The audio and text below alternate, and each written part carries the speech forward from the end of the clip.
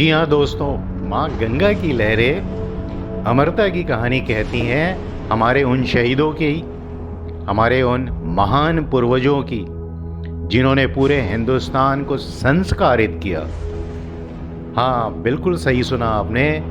पूरे भारतवर्ष को संस्कारित करने वाले हमारे वो सारे पूर्वज और इसकी रक्षा करने वाले हमारे शहीदों की अमरता की कहानी इस गंगा जल के अंदर है, जो कभी नहीं मरता।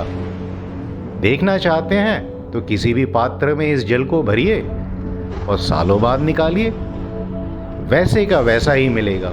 अशुद्ध नहीं होता ये। क्यों होता है ये अमर? अगर यदि इसे समझना चाहते हैं तो इस वीडियो को पूरा अंत तक जरूर देखिएगा। आप तो जानते हैं कि पूरे विश्व के अंदर 165 से ज़्यादा मुख्य नदियां पाई जाती हैं। अगर छोटी बड़ी नदियों को मिला लें या मध्यम साइज की नदियों को मिला लें तो उनकी संख्या हजारों के ऊपर है। केवल भारतवर्ष में ही मुख्य नदियां 10 पाई जाती हैं और छोटी और मध्यम नदियों को मिला लें तो इनकी संख्या सैकड़ों के ऊपर है। किसी भी नदी का पानी सालों तक सुरक्षित और शुद्ध नहीं रहता, केवल गंगा जल ही क्यों रहता है? आइए इसे समझने की कोशिश करते हैं। नमस्कार दोस्तों, मैं संतोष कुमार सिंह आपका बायो टाइम्स के इस चैनल में हार्दिक अभिनंदन करता हूं। यदि वीडियो अच्छी लगे तो इसे आप लाइक जरूर करिएगा और चैनल को सब्सक्राइब जरूर करिएगा, ताकि मैं नेचर से संबंधित अद्भुत जानकारियां आप लोगों के लिए लाता रहूं।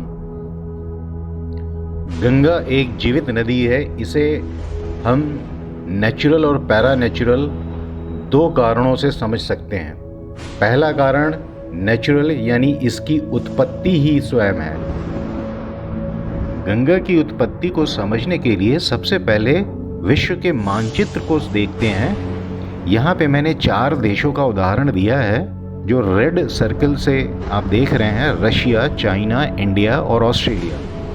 इसके अलावा एक और सर्कल आप देख रहे होंगे जो किनारे को दिखा रहा है। हर द्वीप और महाद्वीप के किनारे को आप देखेंगे तो ये सारे टेढ़े मेढ़े हैं। दोस्तों, जब इन्हीं टेढ़े मेढ़े किनारों को आपस में मिला करके अल्फ्रेड वेजनर, जर्मनी के महान भूवैज्ञानिक ने 1912 में कॉन्टिनेंटल ड्रिफ्ट की थ्योरी दी थी। उन्होंने सबसे पहले कहा कि ये सारे कॉन्टिनेंट्स आपस में ऐसे दिखते थे जैसा कि आप सामने पिक्चर में देख रहे हैं। एक ही जैसे एक ही पृथ्वी थी, जिसे पैंजिया का नाम उन्होंने दिया, और उसके चारों तरफ समुद्र है। इस पिक्चर में आप अब ध्यान से देखिए कि आपका देश हिंदुस्तान कहाँ पे है और कितना बड़ा है। चाइना कहाँ पे है, रशिया कहाँ पे है, ऑस्ट्रेलिया कहाँ पे है। इसका आप कंपैरिजन आज के नक्शे के हिसाब से करके देखेंगे तो चीज़ें समझ में आएंगी। इस पैंजिया का निर्माण उन्होंने अनुमान लगाया 2500 लाख वर्ष पूर्व हुआ था। My God! एल्फ्रेड के अनुसार 700 लाख वर्ष पूर्व पृथ्वी जैसे जैसे ठंडी होती गई तो आप ये जो एक ही लैंड, एक ही अर्थ देख रहे हैं, वो अलग अलग कॉन्टिनेंट्स में बंटना शुरू हुआ, जिसे उन्होंने कॉन्टिनेंटल ड्रिफ्ट का नाम दिया। और आज की डेट में, जैसा कि आप जानते हैं, 3 महासागर और 7 महाद्वीप मौजूद हैं। जैसा कि आप वीडियो में देख रहे हैं, पैंजिया का नॉर्दर्न प्लेट, जिसे हम यूरेशियन प्लेट कहते हैं, और साउदर्न प्लेट, जिसे हम गोंडवाना प्लेट कहते हैं, ये दोनों आपस में टकराते हैं, भयंकर विस्फोट होता है और हिमालय राज प्रकट होते हैं। सिर्फ हिमालय ही नहीं, हमारे देश के दक्षिणी भाग का जो वेस्टर्न एरिया है, वेस्टर्न घाट के पास की जो पहाड़ियाँ हैं, ईस्टर्न घाट के पास की जो तमाम पहाड़ियाँ हैं, और सेंट्रल रीजन में जो मध्य प्रदेश के अंदर जो विंध्य रेंज है, ये सारी पहाड़ियाँ इसी टकराहट के कारण पैदा हुई। दोस्तों, जब दो विशालकाय पत्थर आपस में टकराते हैं तो उसका असर मध्य भाग पे और पीछे वाले भाग पे सबसे ज़्यादा होता है। यही कारण है कि हमारे देश में उत्तर में हिमालय, बीच में विंध्य और साउथ में आप देखेंगे तो वेस्टर्न और ईस्टर्न घाट मौजूद हैं, जिस पे पहाड़ियों की पूरी श्रृंखला है। और जाहिर सी बात है, जब जमीन का कुछ हिस्सा ऊपर उठ के पर्वत बनेगा तो कुछ हिस्सा नीचे की तरफ जाएगा, जो खाई बनाएगा, भयंकर खाई बनाएगा। यही खाई हिमालय के पास में बनी, जिसमें हमारी माँ गंगा प्रवाहित होती हैं। यहाँ मैं सिर्फ माँ गंगा के उत्पत्ति का विवरण करूँगा, क्योंकि बाकी और सब में अगर मैं जाऊँगा तो कई दिन भी कम पड़ जाएंगे। इस तरह से आपने देखा, कॉन्टिनेंटल ड्रिफ्ट के 150 लाख वर्ष के बाद, यानी कि 55 लाख वर्ष पूर्व हिमालय पर्वत का निर्माण हुआ और हिमालय पर्वत के ऊपर बर्फ की बहुत बड़ी बड़ी विशाल चोटियाँ बनने लगी, जो धीरे धीरे कालांतर में पिघलती गई और ग्लेशियर बनाती गई। और यही ग्लेशियर पिघल करके जल के रूप में प्रवाहित होता है, जिसे हम गंगा जल कहते हैं, जो गौमुख से शुरू हो करके गंगा सागर में जा करके मिल जाती हैं। अच्छा, इससे ये कैसे साबित होता है कि इसका जल पवित्र होगा? दोस्तों, हिमालय का निर्माण और खाई का निर्माण, पर्वत और खाई दोनों कॉन्टिनेंटल ड्रिफ्ट की वजह से हुए थे, जिसकी वजह से बड़े बड़े जंगल और ऐसी ऐसी वनस्पतियां इनके नीचे आईं जो बेशकीमती तो थीं और तमाम रोगों के उपचार में भी उनका इस्तेमाल होता आया है। उनमें से बहुत सारी वनस्पतियां जो हैं आज विलुप्त हो गई हैं।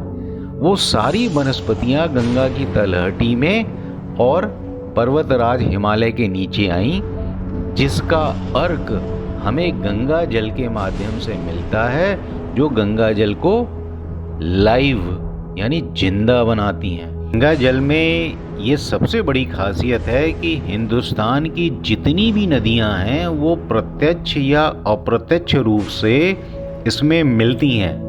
प्रत्यक्ष रूप से जो सहायक नदियां हैं वो तो दिखाई देती हैं, लेकिन अप्रत्यक्ष रूप से जो नदियां आज की डेट में विलुप्त हो चुकी हैं, जैसे माँ सरस्वती, वो भी अंडरग्राउंड तरीके से गंगा जल के अंदर मिलती हैं। और नर्मदा नदी, जो कि मध्य प्रदेश में विंध्य पर्वत के पास से निकलती हैं, वो भी नदी इसके अंदर अप्रत्यक्ष तरीके से मिलती हैं, क्योंकि आप भी जानते हैं नर्मदा और सरस्वती ये दोनों गुजरात में जाकर के समाप्त होती हैं।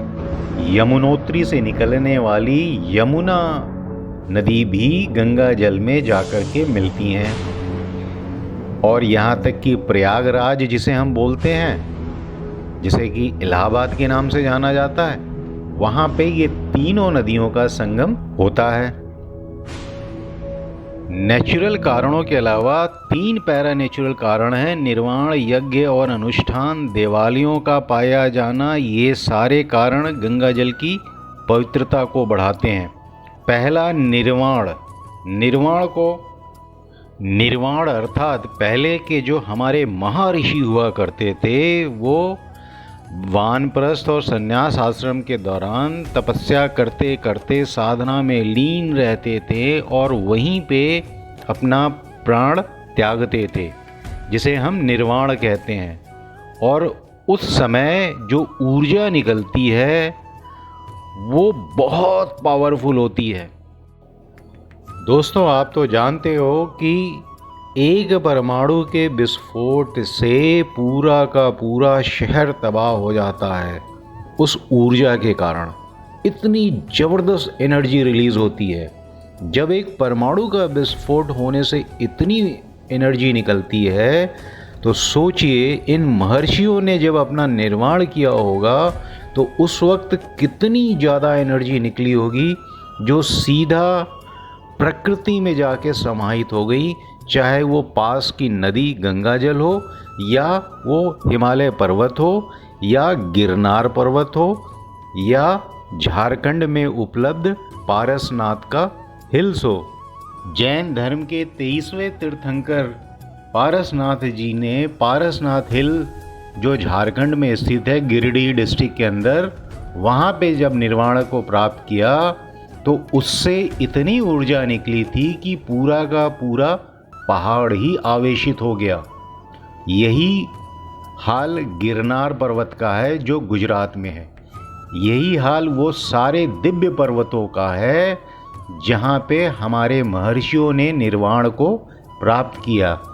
वो सारे पहाड़ अगर आप वहाँ विज़िट करते हैं, टूर पे जाते हैं, तो आप उन ऊर्जा को महसूस कर सकते हैं, उस फ्रेशनेस को, ताजगी को महसूस कर सकते हैं। वही ऊर्जा जल में आवेशित, जल को भी आवेशित करती है, क्योंकि जल तो सबसे ज़्यादा सुचालक होता है और गंगा जल के अंदर ये सारी ऊर्जाएं समाहित हो गई। इस कारण गंगा जल सदैव पवित्र और शुद्ध बना रहता है, क्योंकि उसके अंदर वो सकारात्मक ऊर्जा होती है। आज भी जब भी कोई उसमें स्नान करता है तो उसकी नकारात्मक ऊर्जा सकारात्मक ऊर्जा में अट्रैक्ट होके खींची चली जाती है, जिसे हम पाप और पुण्य का नाम दे सकते हैं।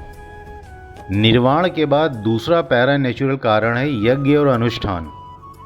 दोस्तों, जितने भी महान यज्ञ हुआ करते थे पुराने ज़माने में, वो सब गंगा नदी के किनारे हुआ करते थे, पर्वतों पे हुआ करते थे और उसमें हजारों लाखों वनस्पतियों की आहुति दी जाती थी, जिससे निकलने वाली सकारात्मक ऊर्जा गंगा में समाहित होती रहती आई है और गंगा जल को स्वच्छ और पवित्र बनाती आई है। सबसे ज़्यादा ये यज्ञ जिस जगह पे हुआ उसे हम प्रयागराज के नाम से जानते हैं। प्रयाग का अर्थ ही होता है यज्ञ, और चूँकि वहाँ पे सबसे ज़्यादा राजसूय यज्ञ हुआ है, इसलिए वो प्रयागराज कहलाता है, जिसको हम इलाहाबाद भी कहते हैं। पंच प्रयाग का भी तो नाम आपने सुना होगा। गंगा जहाँ से निकलती हैं वो विष्णु प्रयाग है, और जहाँ पे जाके मिलती हैं वो नंद प्रयाग है। नंद प्रयाग से होते हुए कर्ण प्रयाग, और कर्ण प्रयाग से होते हुए रुद्र प्रयाग, उसके बाद अंत में देव प्रयाग में भागीरथी का मिलन होता है, जहाँ पे गंगा का निर्माण होता है। इन सब में प्रयाग शब्द जुड़ा हुआ है, जिसका अर्थ यज्ञ से है। इसे हिंदी में यज्ञ कहते हैं, यानी कि उन स्थानों पे कितने सारे यज्ञ हुए होंगे जिसकी सकारात्मक ऊर्जा गंगा के उत्पन्न होते समय ही मिल गई होगी। तीसरा और अंतिम पैरा नेचुरल कारण भी आप लोग जानते हैं कि जितने भी देवालय होते हैं, जितने भी मंदिर होते हैं, वो सारे पर्वत और नदियों के किनारे ही पाए जाते हैं।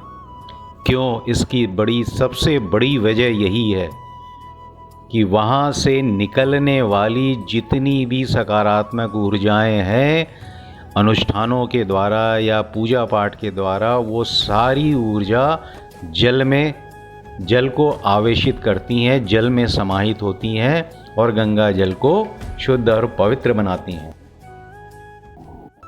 कुंभ और महाकुंभ के आयोजन से निकलने वाली सकारात्मक ऊर्जा से भी भला गंगा कैसे अछूती रह सकती हैं? वो भी इसके अंदर समाहित होती हैं, जो निरंतर गंगा जल की पवित्रता को बरकरार रखती हैं।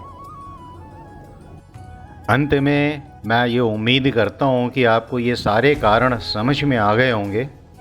अब मैं चलता हूँ, आप इस गाने का आनंद लीजिए जिसमें भी महापुरुषों का ही जिक्र किया गया है। अपना ख्याल रखिएगा। नमस्कार।